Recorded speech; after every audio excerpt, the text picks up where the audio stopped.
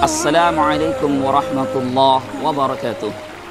Alhamdulillah wa syukrulillah wassalatu wassalamu ala rasulillah. Marhaban ya Ramadan. Ramadan bulan yang ditunggu, bulan yang penuh berkah. Disebut Ramadan sebagaimana disebutkan oleh Imam Az-Zamakhsyari dalam tafsirnya. Innama summiya Ramadan li'annahu yurammidu dhunub ay yuharriquha bil a'mali salihah. Disebut bulan ini dengan Ramadan yang artinya membakar, karena ibadah puasa di bulan Ramadan membakar dosa-dosa kita, yaitu membakar dosa dengan amalan-amalan saleh yang kita lakukan. Bagaimana Ramadan? Bagaimana Al-Quranul Karim berbicara tentang ibadah Ramadan? Maka kita akan temukan bagaimana Al-Quranul Karim berbicara tentang Ramadan pada 6 ayat di dalam Al-Quran. Al-Baqarah 183, Al-Baqarah 184. Pada Al-Baqarah 184, Allah Subhanahu wa Ta'ala katakan, wa 'alal ladzina yutiqunahu fidyatun ta'amu miskin. Dan bagi mereka yang tidak sanggup berpuasa Ramadan, maka hendaknya mereka memberikan makan kepada fakir miskin.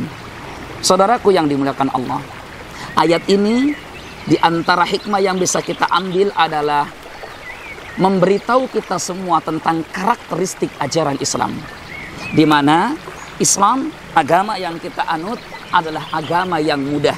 Inna hadza din yusrun. Sesungguhnya agama ini adalah agama yang mudah.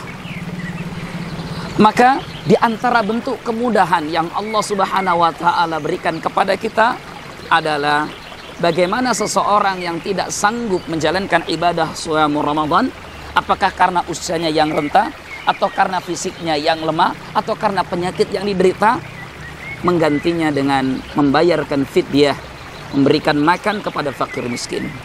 Yang dimaksud agama ini adalah agama yang mudah, maksudnya bukan mudah sesuai dengan kemauan kita, tetapi agama ini mudah dibandingkan syariat agama-agama terdahulu. Contoh saja, pada syariat agama Bani Israel, di mana umat Nabi Musa berada, mereka ketika ingin bertobat dari dosa-dosa besar harus membunuh dirinya sendiri. Sementara umat ini ketika bertobat kepada Allah Subhanahu wa Ta'ala dari dosa besar, cukup bertobat kembali kepada Allah dengan tidak mengulangi dosa-dosanya dan menggantinya dengan amalan-amalan saleh.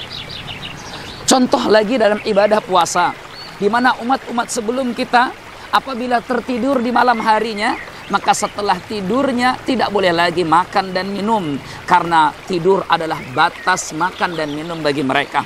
Adapun umat ini Allah berikan kemudahan, bagaimana kita tetap diperbolehkan untuk makan, diperbolehkan untuk minum, bahkan diperbolehkan untuk mendekati istri kita hingga fajar datang.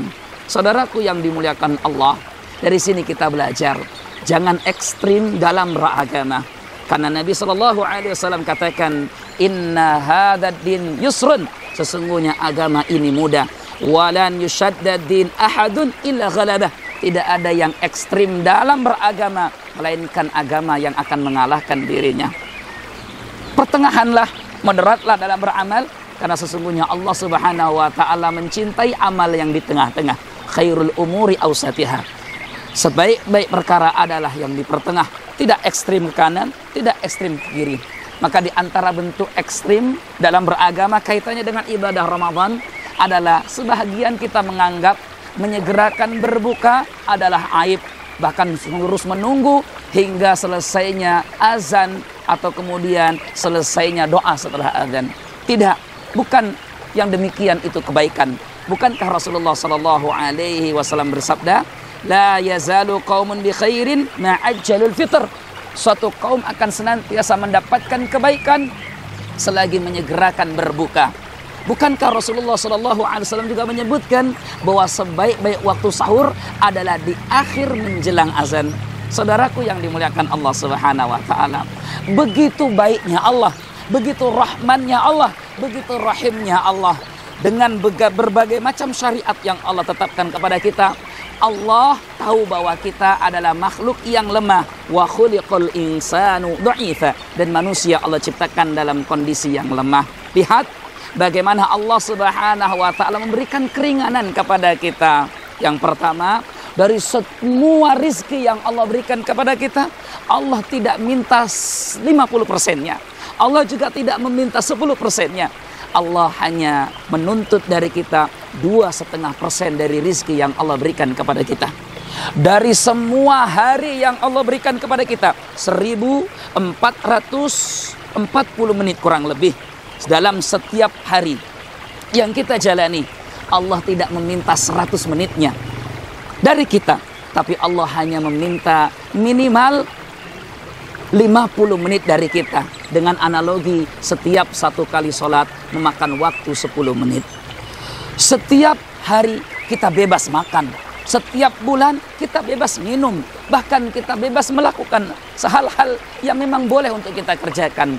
Dari 12 bulan yang ada yang Allah berikan kepada kita, Allah hanya meminta kepada kita 1 bulan untuk kita semua mengabdi, tunduk kepada Allah dengan cara menahan lapar, menahan dahaga, berpuasa Ramadan. Itu pun untuk kebaikan kita, menggugurkan dosa-dosa kita, mengangkat derajat kita, menjauhkan kita dari neraka, dan memasukkan kita ke dalam surganya. Ya Allah, ya Rahman, ya Rahim.